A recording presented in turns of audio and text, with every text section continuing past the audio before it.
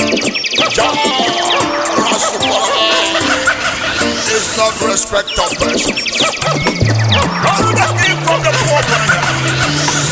That a poor man give birth to king. Longest time ago, the king was born. Thank you once again. Thank you, everyone. Thank you, peacemakers. Thank you, peaceful people. Thank you, lovers of peace. Thank you, everyone. And thank you, those that their conscience are still alive. Thank you, everybody. Thank you, troublemakers. I also thank you. Thank you, everybody. This morning, I want to talk on the message I titled, Abuse of Human Rights. Abuse of human rights.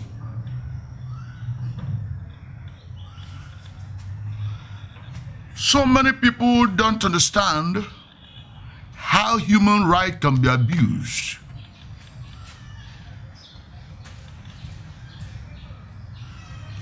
Some people may ask, what is abuse of human rights?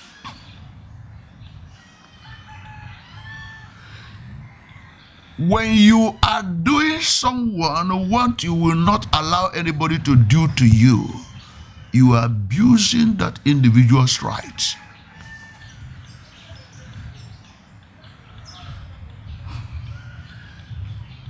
When you look at somebody and you feel that that individual is not worthy enough to be alive, you are trying to abuse his or her right.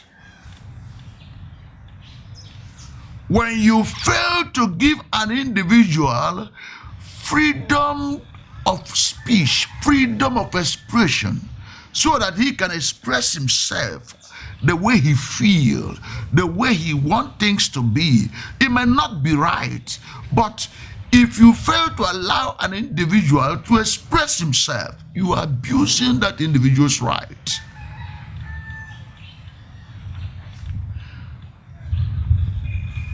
Now, there's so much abuses of children in Africa. So much. African people don't have respect for little children. African people don't have respect for human lives. Not only Africa, all the third world countries, they don't have respect for little children. They don't have respect for women. They don't have respect for people's lives. And that's why somebody can see a little child and give that child gun and recruit that child to go to war. You hear about child soldier, a child being recruited into the military to become a soldier because there's war. Is that not abuse of the right of that child? You are abusing that child because he's now leaving the stage where she's supposed to belong to another stage of life. When you force a child out of that childhood to adulthood, you are abusing the right of that child because you still have a right to be a child. I don't know whether you understand what I'm saying this morning.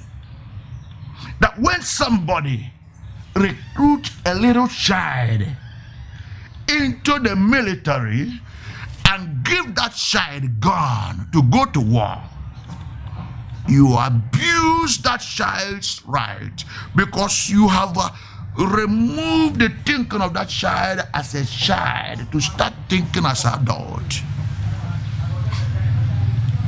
This is a little child that's supposed to be protected by you.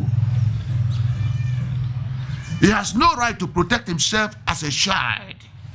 It is you and God that should protect that child. But right now, you not give that child gun to go to war. Meaning that as a child, he will start protecting himself and protecting you as an adult. You abuse the right of that child. Now, when you kill the father of a child or the mother of a child, you have abused the right of a little child. You know why? You've made that child know to enjoy the presence of his or her parents. You made that child to think in different direction. Sometimes you see those children that lost their parents, they start working to survive, try to coexist with people by doing one menial job or the other. You see them as conductors, you see them as little bricklayers, you see them as mechanics. Come to my country, you see little children like that. Some even have their parents with them because they don't have money. That child will be subjected to think like adult. The child will be enrolled into conductorship in a motor bus. One day, I borrowed a bus from a place called Ocho in Lagos to Maitu. The child that was the conductor of that very bus was not up to 15 years of age. And the child was behaving so arrogantly because of the environment and the kind of job he found himself at that age. He was living like adult. That's abuse of child. The child was abused. The right to go to school was denied. The right to be a child was denied. The right to become what God made him to become was denied. At that moment, his destiny will be diverted. His destiny will be diverted. He will become a conductor. By the time he will get to 19 years, he will start sleeping with little women and begin to make them pregnant. And they start giving birth to children he cannot cater for. Why? The right of their father as a child was abused. So he grew up a wayward person. And now he had no option than to produce wayward people. And that's why we're having crisis in our communities. That's why we're having crisis in our environments. That's why we're having crisis in our country. This kind of people. They are the people that politicians used to lay hands on. Give them some little money because they are poor, and buy them guns and cutlasses and send them to the streets to go and fight for them to win election. These kind of people. Now, what happened to the children they give birth to? The children will grow up to be like them, will be like their father. Abuse of rights continue. Now, you go to some motor garages, you see little girls that are supposed to be in school. Girls between the ages of 12, 13, 14, 15 years. And the motor garages, hawking sachet water, hawking buns. And some people will be making use of them to satisfy their sexual urge. Sometimes they will be made pregnant. They will give birth to children under that condition. Some of these girls doesn't know their parents. Their parents give birth to them, like I have explained before. Maybe their father was a little boy, a motor conductor, made their mother pregnant, and their mother was like their father. They got themselves in bed, and the baby show face. They will dump the baby somewhere. So the baby may grew up under the tutelage of some area boys, and they will give them sachet waters, buns, biscuit to go and hawk in the bus stop and garages. I saw one day inside one particular town. A grown man was caressing this little girl. The little girl looks so dirty. The person caressing her looks so dirty. I look at the other side. I saw another little girl with a baby breastfeeding the child.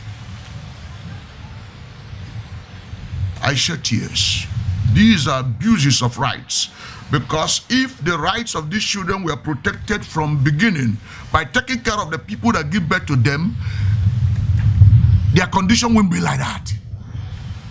So when we talk about abuse of rights, it's beyond torturing somebody.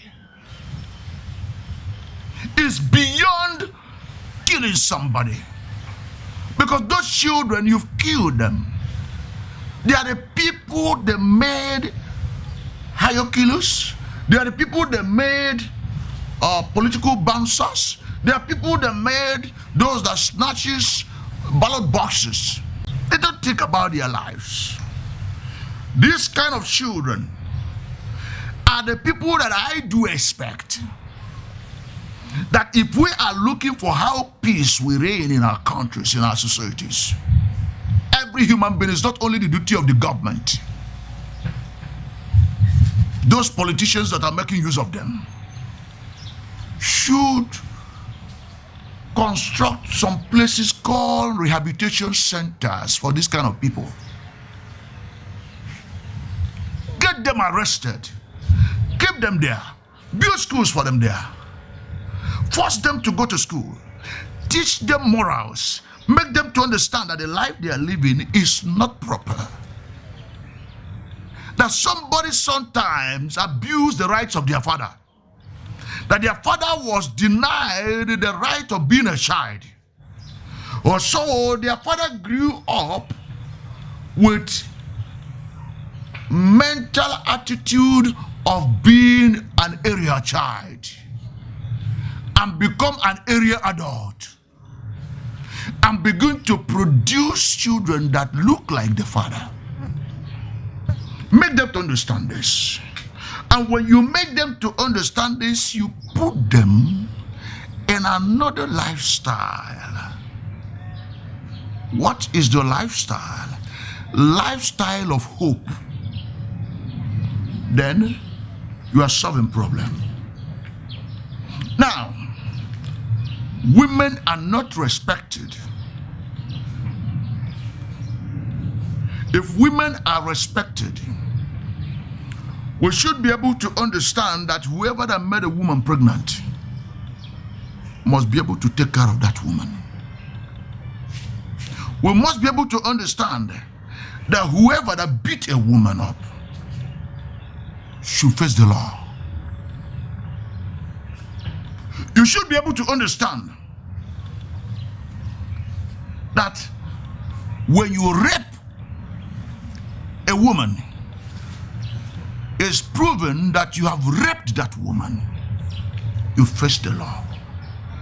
Because I heard about gang raping. Group of people gathered to rape a woman. Sometimes they rape that woman unto death. And nothing will happen. Sometimes I do see some men marry 50 women. You marry 50 women and you cannot take care of one. You are abusing the rights of women. Yes, you are abusing the rights of women. Listen, we know that Africans are known for polygamy. But before you become a polygamist, you must be able to have enough money that will take care of the women. You don't abuse women by bringing women you cannot cater for and leave them, and they start giving birth to children you cannot take care of, and you will abandon those children to the woman. You will leave those children in the hands of the woman. You abandon them for the woman to take care of them.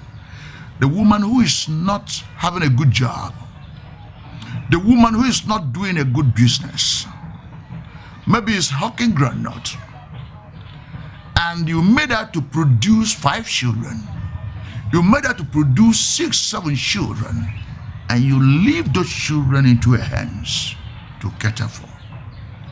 What do you expect? The rights of their mother was abused because you're supposed to be a husband, but you're not a husband. Instead, you become a sex mate that is helping her to produce children that she cannot cater for.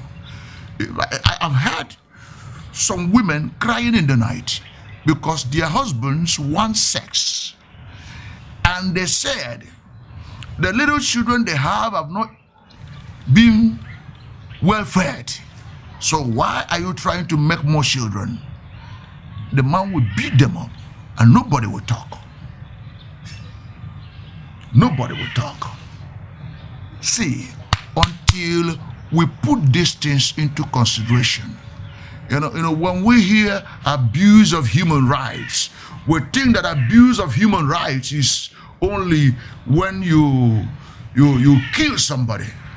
There are people you've killed indirectly and they are still alive. They are walking corpse. Somebody who is alive that cannot feed himself, is he alive? Somebody whose right to go to school was denied as a child, is he alive?